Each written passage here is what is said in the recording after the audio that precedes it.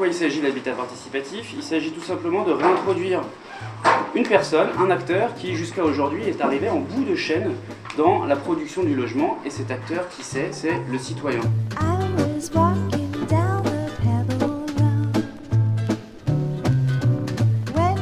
La crise du logement, la crise de l'environnement et la crise du vivre ensemble, pour moi, prennent racine dans la même chose, qui est un excès d'individualisme. Et donc ce qu'on essaie de faire, c'est de réintroduire un corps intermédiaire entre les professionnels et les usagers, entre l'individuel et le collectif. Donc la première phase, c'est de voir ce qu'on pourrait mutualiser ensemble. On va réfléchir pendant 20 minutes en mode brainstorming, on va faire des sous parce que c'est intéressant. La question de la chambre d'amis, ça peut être hyper pratique aussi, où on a des habitages vraiment... Non mais combien de couchages dans la chambre d'amis? Est-ce qu'on en fait 4 ou est-ce qu'on fait une chambre?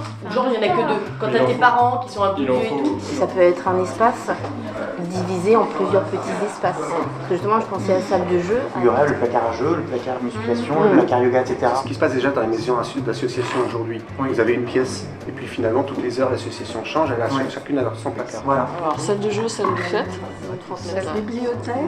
Bibliothèque. Alors ça, c'est... Oh non, la bibliothèque, c'est notre salle pour moi. Ah bon. Non, alors enlève la bibliothèque. Bon, en fait, l'idée maintenant, c'est de savoir ce qu'on peut faire sur ces espaces en pied d'immeuble. Alors le pied d'immeuble va être en hauteur ici. Bah oui, Mais tous les deux œufs, vous voyez. en plus, c'est eux. Non, on n'a plus le droit à Paris. Je dis ça, C'est interdit dans Paris. c'est des nuisances sonores. Un terrain multi-usage. Tu sais, où il y a des différents trucs. Volet, basket, machin. Tu sais, avec des multi-sports, c'est les lignes sont différentes couleurs. Il y aurait la possibilité d'avoir une ouverture sur le quartier en créant une association le 19 et les habitants créent le code, les statuts.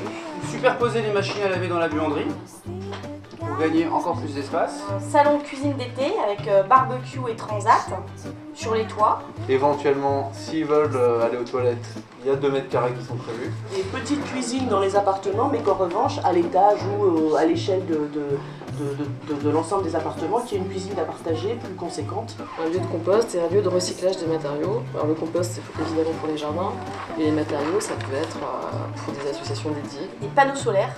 Donc le mieux, c'est qu'on soit carrément un bâtiment éco-conçu.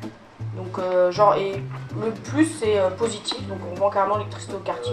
Atelier, alors Fab Lab, ça c'est notre représentant de Fab Lab qui va essayer de créer une imprimante 3D, j'ai cru. Un petit atelier de bricolage ou couture où on peut avoir des machines assez encombrantes. Si on passe en phase 3, et bien évidemment, vous en serez tenu informé. Phase 3, ce sera une phase de faisabilité technique, financière, architecturale, etc. Et on espère bien entendu être parmi les 3 ou 4 personnes, 3 ou 4 groupements qui seront retenus.